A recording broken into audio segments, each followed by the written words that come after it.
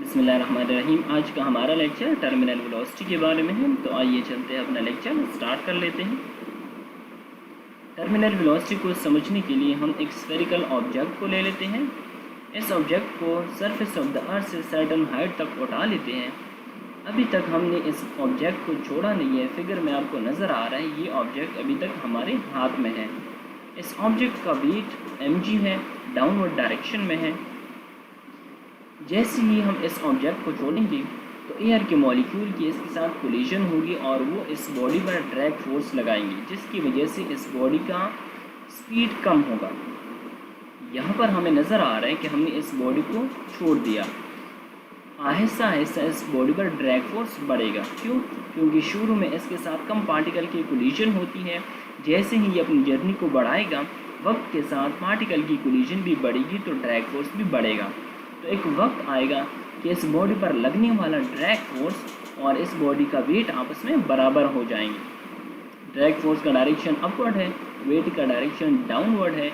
दोनों एक दूसरे के लिए एंटी पैरेलल है और यहाँ पर नेट फोर्सेस दो है।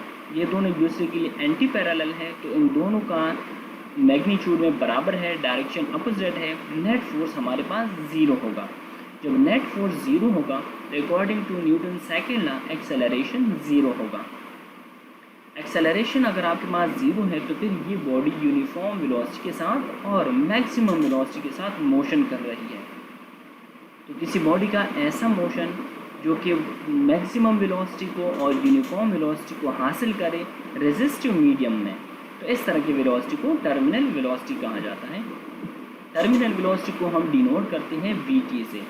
अगर यहाँ पर हमारे पास मीडियम नॉन रेजिस्टिव होता है, जैसे कि वैक्यूम होता है, तो फिर इस बॉडी पर ओनली एक फोर्स लगता है जो कि इसका वेट होता है। लेकिन यहाँ पर हमारे पास रेजिस्टिव मीडियम है, तो इस वजह से इस बॉडी पर दो फोर्सेस लगेंगे, एक ड्रैग फोर्स और दूसरा इसका वेट।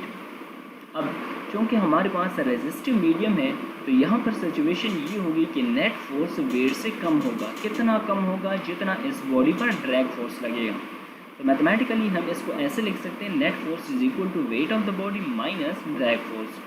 वेट का हमें पता है वो mg के बराबर होता है। इससे पहले हमने ड्रैग फोर्स का लेक्चर सीख लिया, जिसमें हमारे पास इसकी वैल्यू थी 6 पाई ईटा RV और according to Newton second law net force की वैल्यू है ma। अब ये दोनों आपस में बराबर हैं। क्यों? क्योंकि बॉडी ने यूनिफॉर्म वेलोसिटी को टर्मिनल वेलोसिटी को गेन कर दिया, तो फिर एक्सेलरेशन ज़ीरो होगी।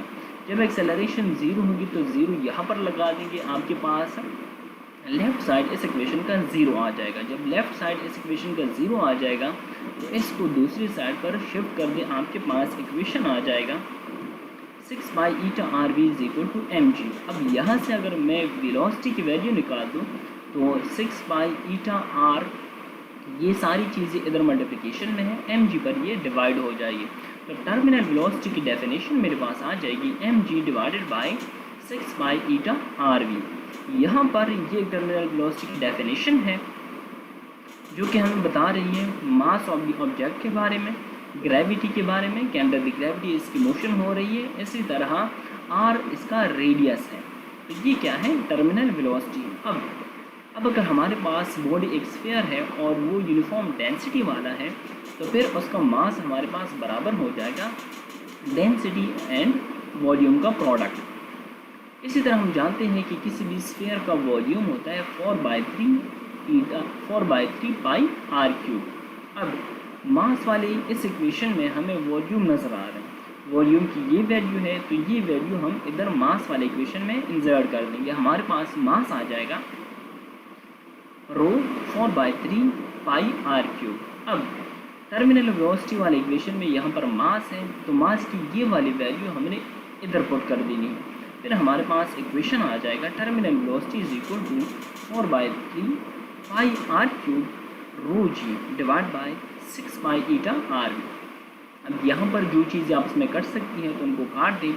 बाय रीअरेंजिंग से आपके पास इक्वेशन आ जाएगा terminal velocity is equal to 2 rho g r² divide by 9 eta. अब ये आपके पास टर्मिनल वेलोसिटी की सेकंड डेफिनेशन है, जिसमें टर्मिनल वेलोसिटी डिपेंड करती है डेंसिटी ऑफ द मीडियम पर, ग्रेविटी पर, रेडियस ऑफ द ऑब्जेक्ट पर, यानी कि साइज और शेप पर, इसी तरह विस्कोसिटी ऑफ दी, इसी तरह टर्मिनल वेलोसिटी हर बॉडी के लिए डिफरेंट होगी। कैसे? क्योंकि टर्मिनल वेलोसिटी डिपेंड करती है साइज़ पर। हर बॉडी का साइज़ डिफरेंट होता है, शेप डिफरेंट होता है, स्पीड डिफरेंट होती है और इसी तरह हर मीडियम की विस्कोसिटी भी डिफरेंट होती है। तो लिहाजा हर बॉडी के लिए टर्मिनल वेलोसिटी डिफरेंट होगी। तो ये था हमारा आज का लेक्चर। उम्मीद है कि इस लेक्चर से आप लोगों ने बहुत कुछ सीखा होगा। फिर भी अगर आपका कोई सवाल है तो आप पूछ सकते हैं। एंड